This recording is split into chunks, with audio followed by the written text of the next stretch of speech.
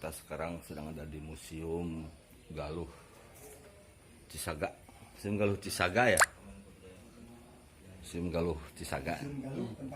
Oh, Museum Galuh Cisaga, kita melihat beberapa tinggalan-tinggalan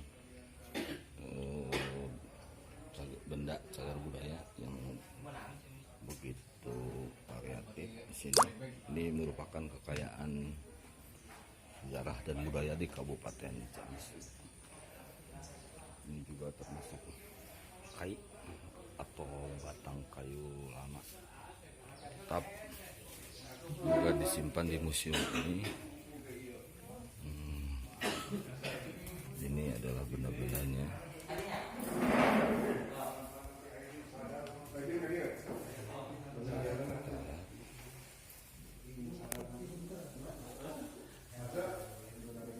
Tinggalan masa lalu.